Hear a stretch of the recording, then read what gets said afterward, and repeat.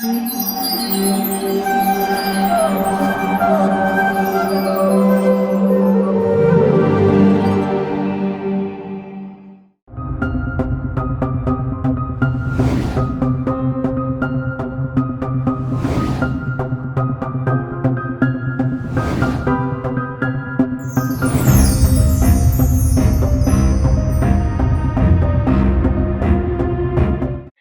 कृष्ण।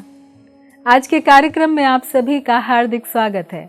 आज हमारे वक्ता हैं श्रीमान मदन सुंदर प्रभु जी। मदन सुंदर प्रभु जी ने ओहायो स्टेट यूनिवर्सिटी यूएसए से इलेक्ट्रिकल और कंप्यूटर इंजीनियरिंग में मास्टर्स डिग्री की है। उन्होंने जूनिपर नेटवर्क्स यूएसए में रिसर्च इंजीनियर के रूप में कार्य किया है, जिसके लिए सन 2011 में उनके शोध प्रयासों के लिए उन्हें प्रतिष्ठित कर्मचारी उत्कृष्टता पुरस्कार यानी एम्प्लॉय एक्सेलेंसी अवार्ड से सम्मानित किया गया। भगवद गीता के संदेश और इस्कॉन के संस्थापक आचार्य भक्ति वेदांत स्वामी श्रील प्रभुपाद के जीवन से प्रेरित होकर वे भारत लौटे तथा सन 2012 में पूर्ण रूप से वैदिक कला एवं विज्ञान के छात्र के रूप में इस्कॉन से जुड़ गए। प्रभु जी इस्कॉन पुणे में corporate education and empowerment forum के निदेशक के रूप में सेवारत हैं, जो कॉरपोरेट्स, शिक्षकों और छात्रों के लिए नियमित रूप से सांस्कृतिक और शैक्षिक कार्यक्रम आयोजित करते हैं।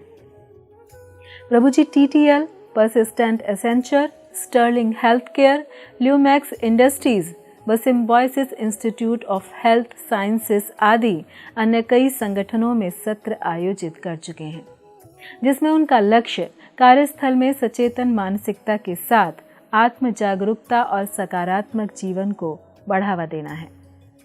वैदिक शास्त्रों के संदेश को पढ़ना और साझा करने में प्रभु जी को विशेष आनंद तथा संतोष प्राप्त होता है। वह इसी कारण प्रभु जी ने भगवद गीता, महाभारत, रामायण और श्रीमद् भागवतम पर आधारित कुछ पाठ्यक्रम भी तैयार किए हैं, जिनसे कई लोग प्रेरित होकर अपना जीवन सफल कर रहे हैं। तो आइए श्रवण करते हैं श्रीमान मदन सुंदर प्रभु जी के श्रीमुख से। धन्यवाद। हरे कृष्ण। हरे कृष्णा। आप सभी का इस भगवद गीता सार कार्यक्रम में स्वागत है। और आज हम भगवद गीता के 12वां अध्याय, जिसका शीर्षक भक्ति योग है, उसका अध्ययन करेंगे।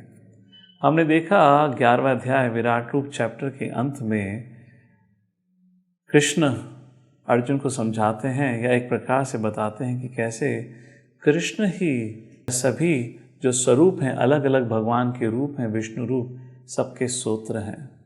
और लोग अपने अपने नज़रिए से भगवान को समझने का प्रयत्न करते हैं, पर भगवान को समझने का तरीका सिर्फ एक है, वो है भक्ति योग। इस प्रकार भगवान इम्पर्सनल फॉर्म विराट रूप या चतुर्भुज फॉर्म, उस सब के सूत्र हैं, अर्जुन को समझाते हैं।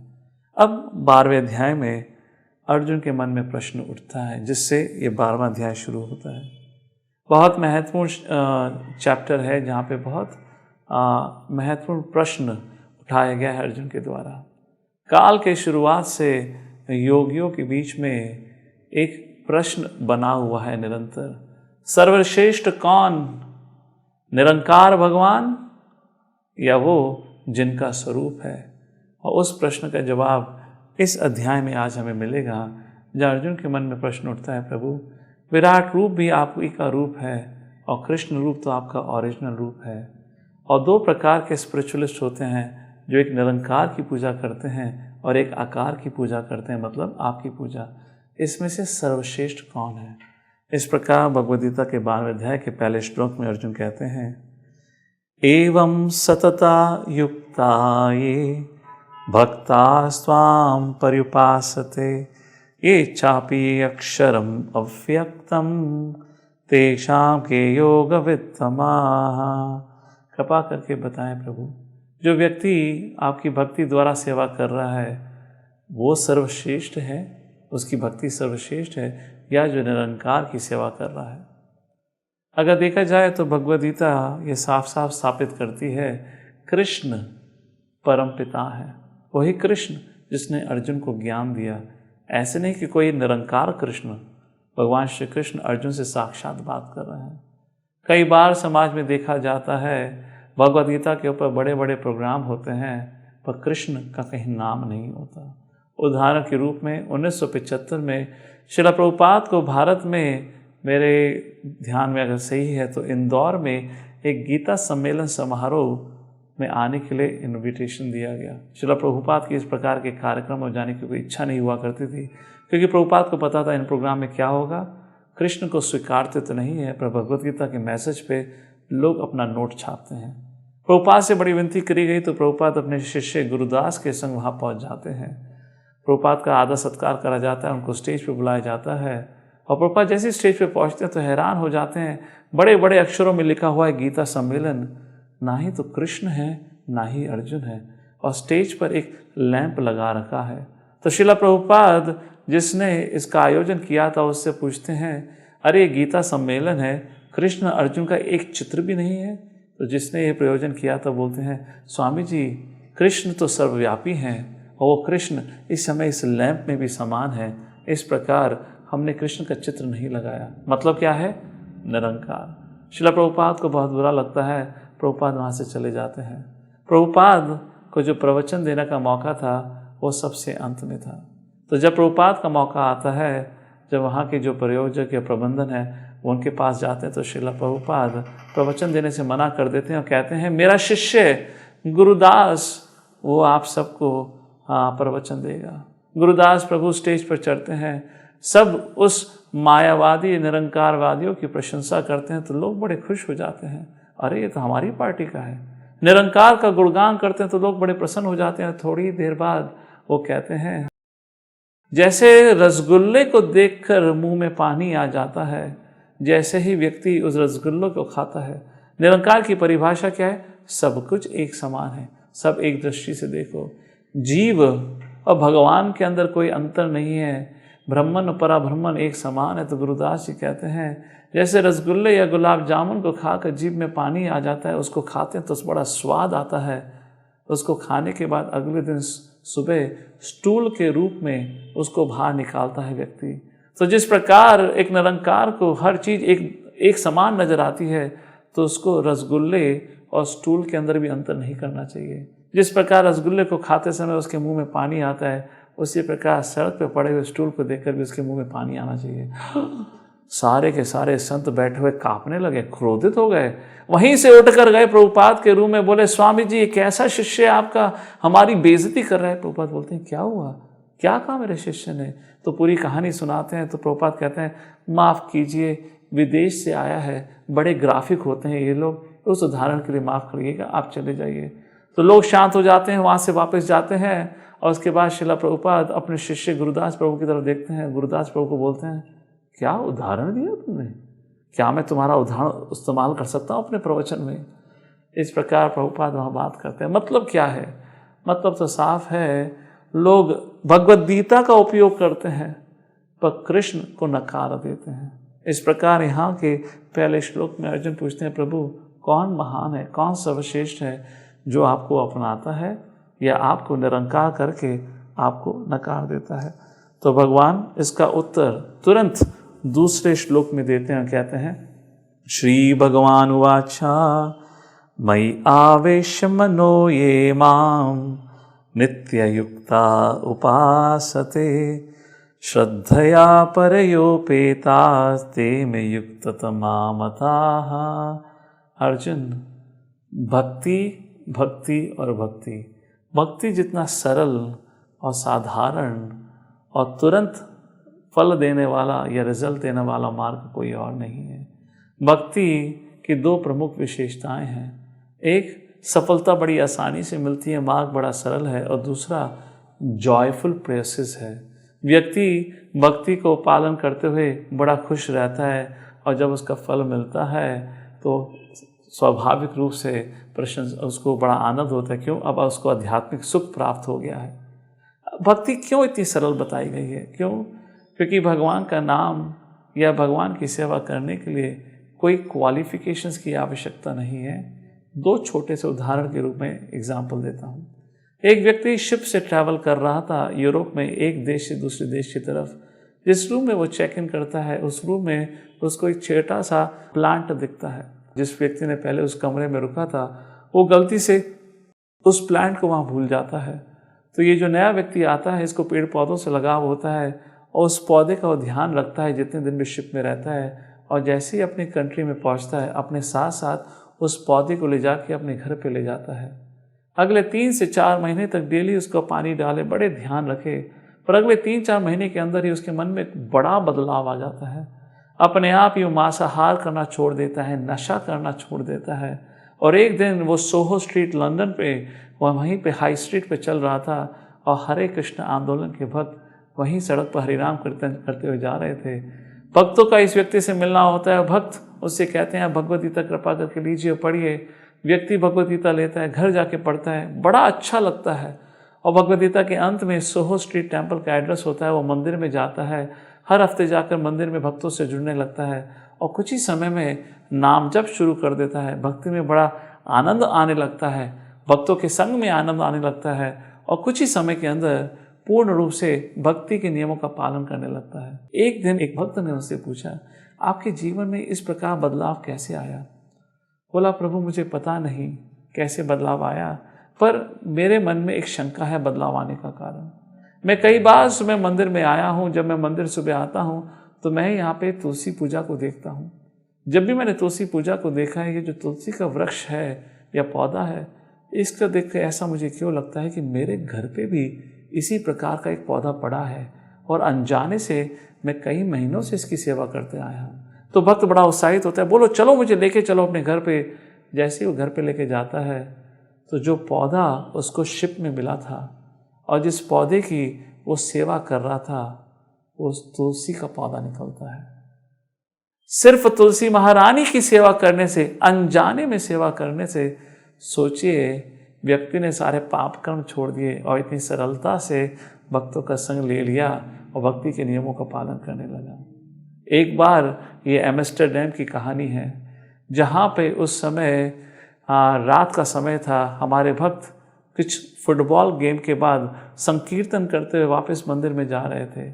उसी सोसाइटी में एक घर था जहाँ पे पति पत्नी रहा करते थे। पत्नी ही कृष्ण मूर्ति नाम के एक महान, एक प्रकार से योगी कहिए, स्पिरिचुअलिस्ट कहिए, उनकी बहुत बड़ी फैन थी। तो उन दोनों के घर पे एक कुत्ता था जो पत्नी को बहुत प्रिय था और कृष्णा मूर्ति की बहुत बड़ी फैन थी, तो उसने अपने कुत्ते का नाम रखा था कृष्णा। और इस रात को वो कृष्णा, मेरा मतलब उनका कुत्ता, गायब हो गया और वो अपने पति को बोलती है, अगर जब तक आप मेरे कुत्ते को ढूंढ के नहीं लाओगे मैं आपको घर में नहीं घुसने दूंगी। और बेचारा पति ऑफिस से थका हारा काम करके आया, अब वो सड़क पर भटक रहा है, कृष्णा कृष्णा पुकारते हुए। रात को अंधेरा हो चुका है और यहाँ हमारे भक्त हरिनाम संकीर्तन करते हुए आ रहे हैं और वो बड़े परेशान होते हैं। हम इतने सारे लोग हैं, हमारी आवाज़ एक साथ मिलकर भी इतनी जोर से कृष्ण की आवाज़ नहीं हो रही। यहाँ पे एक व्यक्ति, एक विदेशी कृष्णा कृष्णा करते हुए भटक रहा है। तो एक भक्त उससे जाके मिलता है, बोलते हैं प्रभु आप ये कृष्ण कृष्ण क्यों बोल रहे हो? बोले मेरे ये पेट डॉग का नाम है, वो खो गया है, मैं उसको ढूंढ रहा हूँ। तो भक्त बोलता है मुझे पता है वो कहाँ मिलेगा। उसका हाथ पकड़ के उसको मंदिर ले आते हैं और इस प्रकार इस व्यक्ति का भक्तों से मिलना होता है। और आज वह व्यक्ति इस्कॉन में एक महान सेवा कर रहे हैं और आज उन्होंने संन्यास आश्रम धारण कर पूरे विश्व भर में वो ट्रैवल करके लोगों को भक्ति का प्रचार करते हैं। हाँ या ना? भक्ति से सरल कोई हो सकता है? तो आगे भगवान 3 श्लोक से लेकर 5वें श्लोक तक कहते हैं, हे अर्जुन, जो इम्पर्सनलिस्ट का मार्ग होता है बड़ा दुखदायी होता है, बड़ा कठिन होता है, बड़ी तपस्या करनी पड़ती है, इंद्रियों पे संयम करना पड़ता है, क्या क्या तप नहीं करना पड़ता। इस प्रकार भगवान श्री कृष्ण कहते हैं अर्जुन, सरल मार्ग नहीं है। दूसरा, बहुत लंबे लंबे समय के प्रयत्न के बाद कहीं सफलता मिलने की चांसेस होती हैं। इस प्रकार भगवान श्री कृष्ण 4 और 5वें श्लोक में इम्पर्सनलिस्ट का जो मार्ग होता है उसका उल्लेख करते हैं और 6 और 7वें श्लोक में भगवान श्री कृष्ण भक्ति योग का उल्लेख करते हैं और फिर दोनों को कंपेयर करते हैं। तो भगवान कहते हैं जो भक्ति योग का मार्ग है उसमें व्यक्ति अपने मन को बड़ी सरलता से केंद्रित कर सकता है। क्यों? क्योंकि भक्ति योग में भगवान का विग्रह होता है, क्योंकि भगवान का स्वरूप है तो विग्रह तो होगा ही।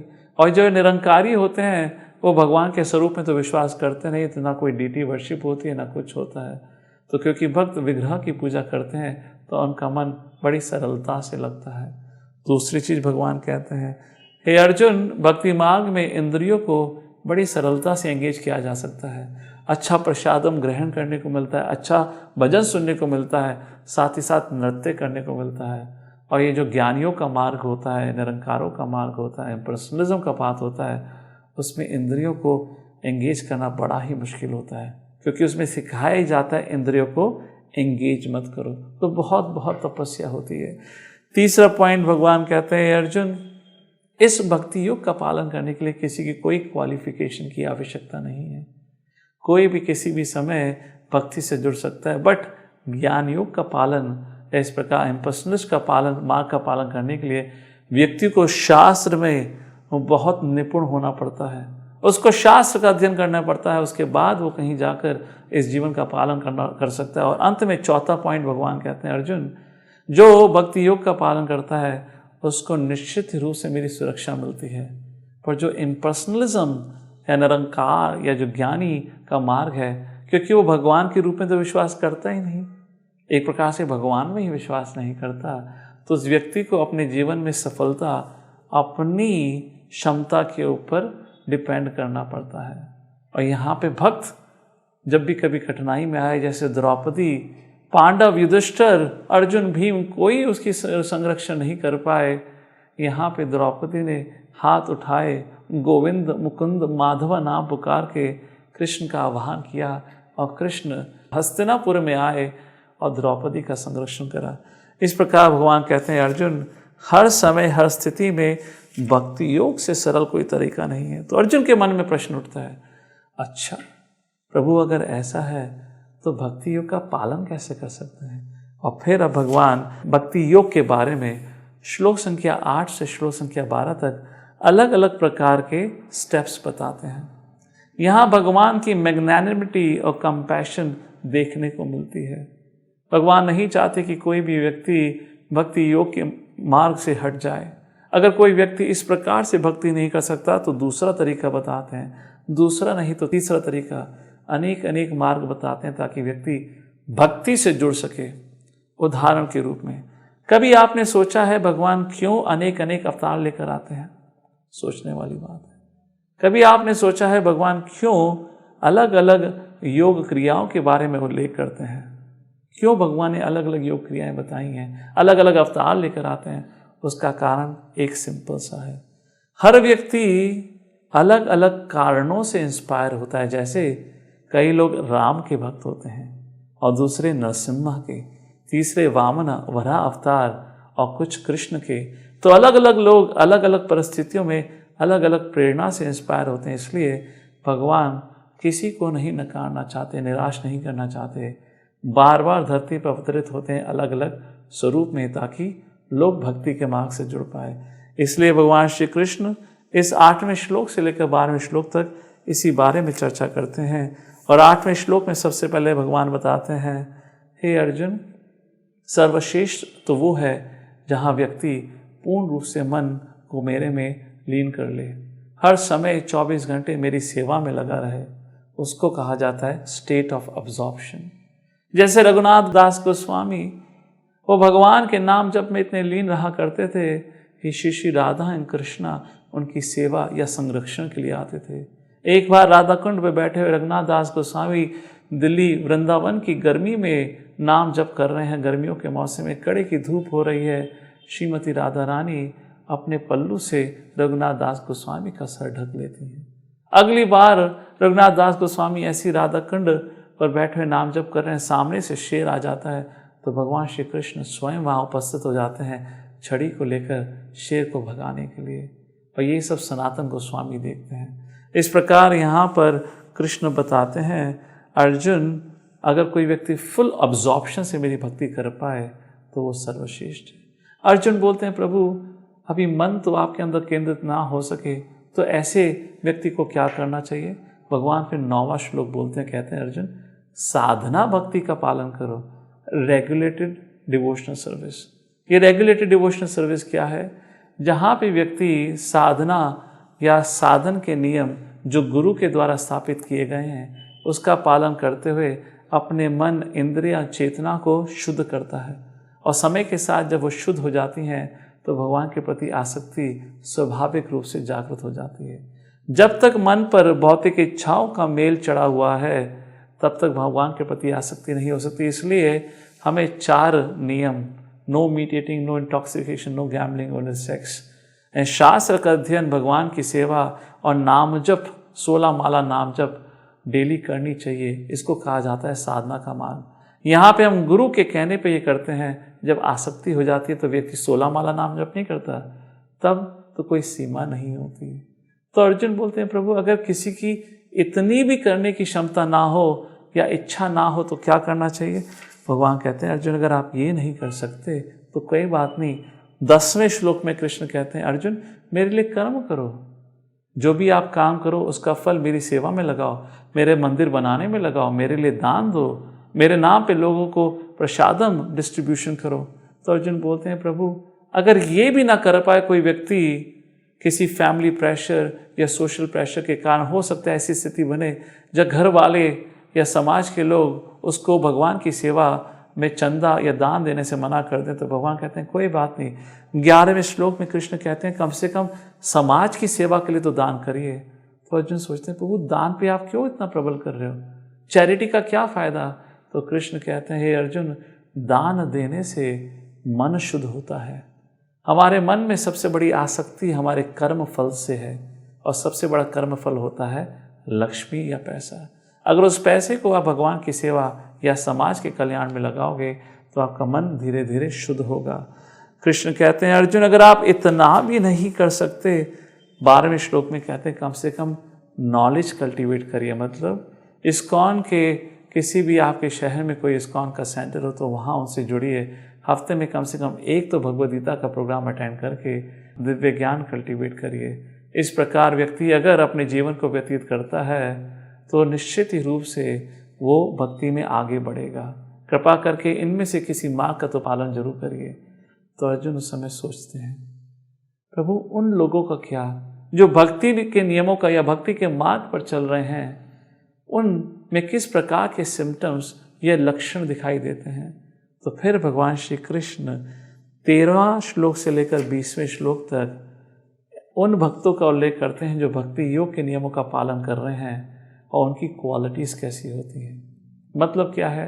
जब व्यक्ति भक्ति योग का पालन करना शुरू करता है तो स्वाभाविक रूप से उसकी चेतना में बड़ा परिवर्तन आता है, उसके स्वभाव में, उसकी एटीट्यूड में बड़ा परिवर्तन आता है।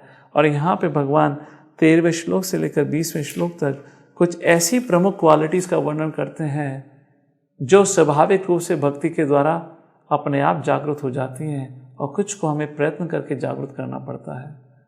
अंत में अर्थ तो यही है कि अगर व्यक्ति के अंदर इस प्रकार की क्वालिटीज़ आएँ तो भगवान उससे बहुत प्रसन्न होते हैं। इसके बारे में हम सारांश में वर्णन करेंगे। और सबसे पहले श्रीमद् भागवतम में कहा गया है, यस्यास्ति भक्ते भगवती अकिंचना सर्वे गुणे सत्य समासते सूरः हरा भक्तस्य कुटो महद्गुणा मनोरथे नास्ति धावतो भयी। सारांश में अर्थ इसका ये है, जो भगवान की भक्ति में लगा है उसमें अपने आप ही सब देवताओं के गुण आ जाते हैं। जो व्यक्ति भगवान की सेवा में ना लगा हो, चाहे कितना बुद्धिमान क्यों ना हो, चाहे कितना रईस क्यों ना हो, पर उसका सब कर्म धरा का धरा रह जाता है। क्यों? मनोरथे नास्ति धावतो भयी। वो मन के रथ पर बैठा हुआ इधर से उधर भटकता रहता है। मतलब जो 6ठे अध्याय में हमने बात करी थी, जिस व्यक्ति ने अपने मन को कंट्रोल कर लिया, mind becomes his greatest friend. और जो मन के द्वारा नियंत्रण में रहा तो मन उसका सबसे बड़ा दुश्मन होता है। उसी प्रकार इस आखिरी कुछ श्लोकों में भगवान बताते हैं कैसे भक्ति के माध्यम से भक्त के अंदर सारे गुण उपस्थित होते हैं। तो इन जो ये कुछ श्लोक हैं, हमने इनको 4 भागों में बांटा है, उस प्रकार उसका वर्णन करेंगे और आप लोग भगवद गीता को पढ़कर इसके बारे में विस्तार से अध्ययन कर सकते हैं। पहली चीज़ जिसका उल्लेख किया गया है यहाँ पर, हम 4 भागों में जैसे हमने बताया। सबसे पहला, भक्त का अपने प्रति किस प्रकार का व्यवहार होता है। दूसरा जो हम चर्चा करेंगे, भक्त का दूसरे भक्त या व्यक्तियों के प्रति किस प्रकार का व्यवहार, और तीसरा भक्त का समाज के प्रति किस प्रकार का व्यवहार या दृष्टिकोण होता है, और चौथा भक्त का भगवान के प्रति क्या व्यवहार या दृष्टिकोण होता है। उसका उल्लेख इन श्लोकों में किया गया है, जैसे कि 13 और 14 श्लोक में भी यही बात दोहराई गई है। तो अपने प्रति, एक भक्त का अपने प्रति क्या व्यवहार होता है, वो फॉल्स ईगो से मुक्त होता है, उसके अंदर अहंकार की भावना नहीं आती, उसके अंदर प्रोप्राइटरशिप जैसी गलत फहमी नहीं होती। वो अपने आप को ना ही तो प्रोप्राइटर या कंट्रोलर या एंजॉयर मानता है। इस प्रकार जो भक्त होता है वो इन प्रकार की गलत फहमियों से दूर रहता है। जब दूसरों की बात आती है, भक्त कैसे दूसरों के संग व्यवहार करता है, तो सबसे पहले भक्त दूसरों के प्रति किसी प्रकार का द्वेष नहीं रखता। वो सबके समान, सबके सामने और सबके प्रति मित्र के समान होता है। मतलब क्या है, वो दूसरों से कोई ऐसे कटु और कोई ऐसे वचन नहीं बोलता जिससे उनका मन दुखे। वो सबसे इस प्रकार रिश्ता बनाए रखता है जैसे सब खुश रहें। और तीसरा, लोगों से कोई उपेक्षा नहीं रखता। साथ ही साथ वो किसी भी प्रकार के बुरे संग को अपने साथ नहीं रखता। He gives up on all kind of bad association। और चौथी चीज़ जो बताई गई है, दूसरों के संग कैसे व्यवहार करता है, भक्त कभी भी प्रजल्पा नहीं करता। यहाँ पे बताया गया है ग्रेविटी। भक्त ग्रेव होता है, मतलब जब भी दूसरों के संग चर्चा करे तो भगवान के विषय में चर्चा करता है ताकि उनका चेतना भी शुद्ध हो सके। तो अब तीसरा विषय आता है कि भक्त का समाज के प्रति क्या व्यवहार होता है। के दुखे लाभ लाभो जया जयो जो श्लोक आता है, जिसका अर्थ है भक्त संसार में होने वाली घटनाओं से विचलित नहीं होता, और जो भी उसके जीवन में होता है वो उसको भगवान की कृपा के समान मानते हुए चलता है।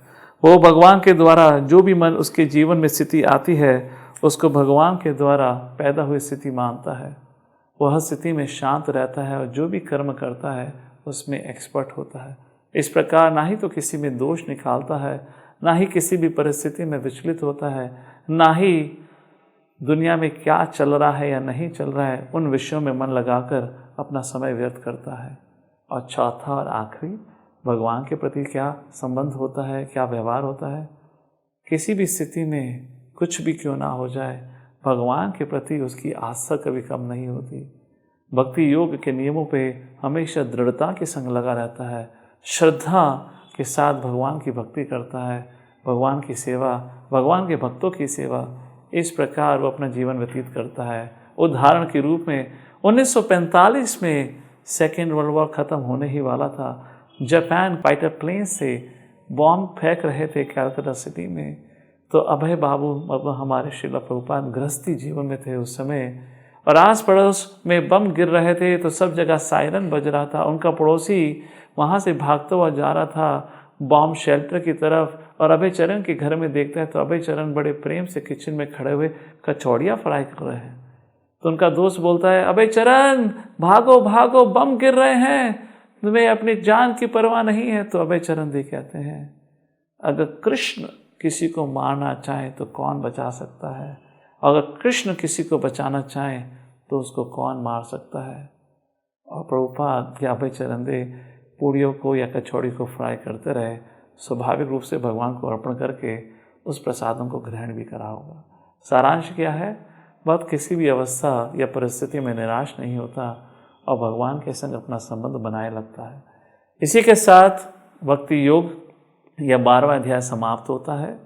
हमने शुरू के 6 चैप्टरों में पढ़ा किस प्रकार व्यक्ति इंद्रियों के माध्यम से भगवान के संग संबंध जोड़ सकता है, और अब कल से शुरू होने वाले 13th चैप्टर से लेकर 18th चैप्टर तक उल्लेख आता है कैसे ज्ञान के माध्यम से भक्त भगवान के संग संबंध जोड़ सकता है या भक्ति का पालन कर सकता है। और भक्ति क्या है उसका उल्लेख भगवान स्वयं 7th चैप्टर से लेकर 12वें चैप्टर तक करते हैं, जिसका उल्लेख और जिसका समापन आज 12वें चैप्टर का हमने आज किया है। आप सभी का बहुत बहुत धन्यवाद इस भगवद्गीता के प्रोग्राम में भाग लेने के लिए। हरे कृष्णा। जगत गुरु श्रील प्रभुपाद की। ऐसे ही और भक्तिमय कार्यक्रमों के लिए देखिए हरे कृष्णा टेलीविजन। इसे प्राप्त करने के लिए आप अपने केबल अथवा DTH ऑपरेटर से संपर्क करें तथा और अधिक जानकारी के लिए आज ही डायल करें 8767 845 845।